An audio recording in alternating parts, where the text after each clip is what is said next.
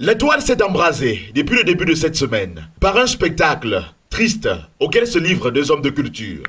Le danseur de renommée internationale, Haïti le Duc, et l'animateur influenceur, Serge Tamba, ont décidé de régler leur compte à Mondovision. Tu vis chez ta maman et tu veux me parler, hein? Tu vis chez tes parents, tu veux parler. On t'a chassé de l'euro pour excès de bordellerie.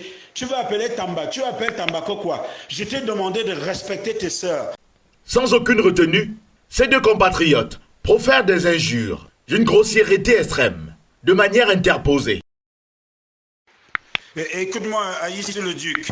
Tu m'appelles, est-ce que tu peux péter? Je veux savoir si c'est un homme ou c'est une femme qui m'appelle. On est là, ils hommes là, ils femmes là. On y a le et tout le monde sur un homme, un coiffouas. Serge Tamba, mais bilan, on boumi lang. Angambi lang sur un toit, bina sur un korako.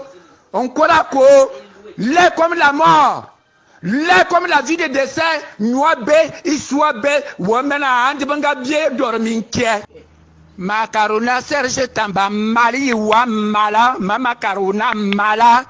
Haïti le Duc accuse son compatriote Serge Tamba d'être à l'origine d'une certaine machination avec pour but de l'éloigner de sa sœur Chantal Haïti au moment où les deux semblent avoir fait la paix. Si tu as les couilles Serge Tamba, moi minga non Chantal Haïti kong.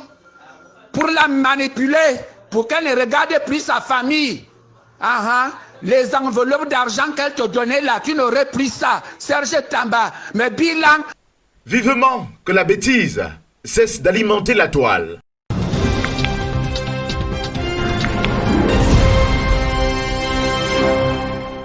Les consommateurs de porc braisé peuvent se réjouir de la levée de la mesure interdisant la commercialisation partielle de ce produit sur l'ensemble de la région de l'Ouest. Nous sommes au lieu dit Tobe, par Banjoun, l'un des carrefours réputés pour son service de porc braisé. Ça fait déjà 5 ans que je vis à Badjoun et je ne manque pas à chaque fois que je suis à Badjoun de venir manger un peu de porc. Donc ce monsieur fait de très bons morceaux de porc et les condiments m'attirent tellement. C'est une tradition déjà à Badjoun. Quand on est dans le Cameroun, quand on voyage parfois, on arrive à Badjoun. Déjà à Badjoun, directement, si on ne mange pas au port de Tobo, c'est qu'on n'a pas fait l'Ouest. Il y a 2 semaines à peine que ces spécialistes de porc braisé ont repris l'activité après près de 3 mois de cessation. Le porc devient encore plus cher alors que si on avait laissé le marché comme ça a marché là, ça ne peut pas être comme ça. Le morceau aujourd'hui est à 500, le morceau de 250. Mais on constate que quand tu prends un gésier de 1000 francs, on te vend maintenant à 2500. On vendait à 250, maintenant on va à 500. Et moi qui suis fermier, je constate que voilà les porcs de 30, 50, 60 000. Qu'aujourd'hui, si j'avais réussi à nourrir, hormis ce qu'on a décrété, c'est que je serais aujourd'hui à combien? La perte nous revient. Après la pluie vient le beau temps. Les amoureux de porc braisé peuvent désormais marquer un arrêt obligatoire à cet endroit de plus en plus sollicité par des voyageurs en partance pour Bafoussam. Surtout que la meilleure braise de porc au Cameroun se trouverait à Tobe, d'après une certaine confidence.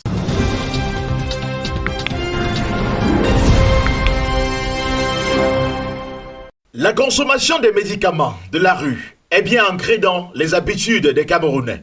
Le phénomène prend de l'ampleur au fil des années, malgré les actions de lutte contre le faux médicament et le trafic illicite des produits pharmaceutiques entreprises par le ministère de la Santé publique. À l'occasion de la journée africaine de la lutte contre le faux médicament, le ministre de la Santé publique est monté au créneau pour réitérer les mesures prises par le gouvernement dans cette lutte qui nécessite l'implication de tous. C'est ainsi qu'un plan national multisectoriel de lutte contre le faux médicament et le trafic illicite des produits pharmaceutiques réunissant tous les acteurs interpellés par la question est mis en œuvre avec l'accompagnement d'Interpol et des partenaires au développement. Dans les rues, le chien aboie, la caravane passe, les vendeurs de médicaments écoulent leurs produits comme d'habitude et des consommateurs trouvent leur compte. L'État combat les vendeurs de la rue parce que, disons, peut-être ils ne payent pas un droit officiel de pharmaceutique. Bon, dans un cas, vous voyez que le docteur qui est en pharmacie a fait peut-être 7 ans. Peut-être c'est aussi le même docteur, des gars qui ont une sorte d'une formation et qui n'ont pas d'emploi, qui se retrouvent dans des boutiques et vendent les remèdes. Quant à la fabrication des remèdes, des molécules, tout ça, ça donne la même chose puisque ça soigne la même maladie. Pour les médicaments de la rue, c'est comme les médicaments de la pharmacie, c'est la même chose. C'est le même pharmacien vient se ravitailler à la rue. Donc moi je ne vois pas l'inconvénient. Non, moi je n'ai pas de problème. Vu que l'enfant n'a jamais eu quelque chose, ou moi-même, quelque chose de grave. Donc les mêmes médicaments comme je prescris à l'hôpital, je viens ici à la rue, je me sens bien. Il faut noter que l'expansion de cette activité illicite est entretenue depuis des lustres par un ensemble de personnes issues de toutes les couches sociales et qui tirent profit de cette situation. Malgré les multiples saisies de médicaments contrefaits et leur destruction, l'activité ne recule pas.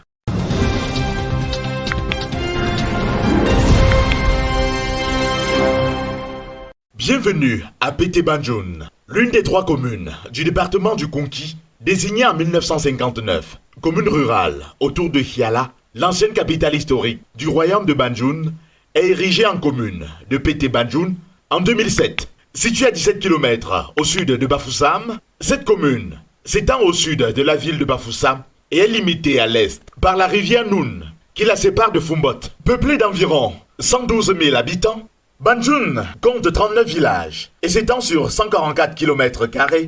À sa tête se trouve une chefferie de premier degré, l'une des plus grandes de la région de l'Ouest, avec à sa tête Sa Majesté honorée Jomo Kamga, 15e roi de Banjoun.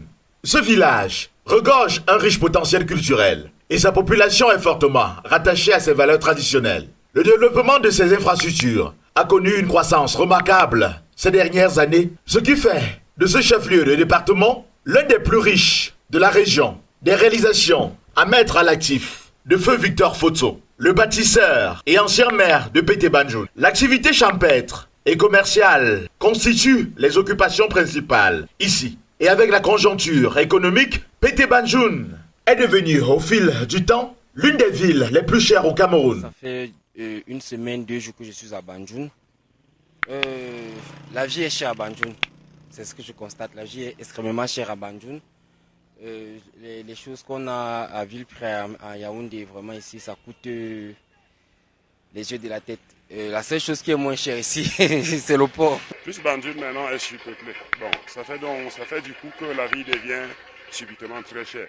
Dans une localité où le pouvoir d'achat est encore faible, le coût élevé de la vie peut être justifié par la présence dans cet arrondissement de nombreux opérateurs économiques parmi les plus fortunés du Cameroun. Au-delà de la vie chère, les familles à Banjoun sont de plus en plus divisées par des conflits terriens. Ici à Banjoun, les terres ont trop de problèmes. Les gens prennent les terres des autres. C'est ça qui nous menace beaucoup. Donc ils arrachent les terres. Avec peut-être leurs moyens financiers, ils arrachent les terres. Les petits-fils aussi, ils sortent de chez eux pour venir encore chez leur mère, toujours chercher à arracher les terres. Ce n'est pas bien. Des mentalités qui n'honorent pas ce beau village qui a vu naître de grands hommes dans ce pays.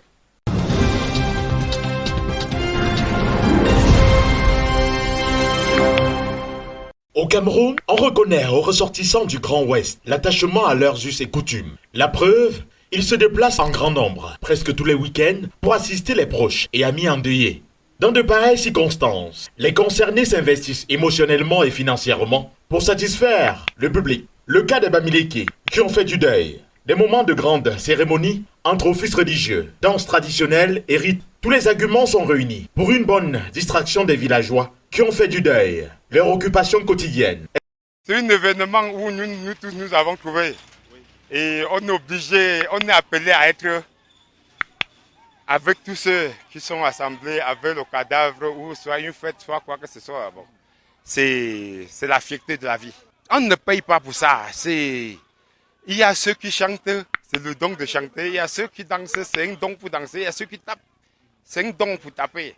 Bon, et tout ça va ensemble. C'est comme ça que ça a été depuis que nous sommes venus sur terre et nous l'avons trouvé. Bière, nourriture constitue le nerf de la guerre dans ces milieux où certains ont donné la honte aux chiens. C'est aussi cela qui fait la particularité des deuils en pays Bamileke. Et lorsqu'on est dans une famille qui accorde de l'importance à la tradition, les morts sont honorés au travers de la danse. Ovu, c'est pour les petites filles déjà mariées. La belle famille vient pleurer la belle-mère. Donc, ou la belle grand-mère, en quelque sorte. Ça veut dire que si tu avais été doté, ta belle famille va venir faire le deuil. On fait le tour comme ça et on a d'abord déposé une corbeille de plantains condrés avec le porc, la viande de porc. Les gens mangent avec des casiers de bière. Les gens mangent avant de venir taper le deuil.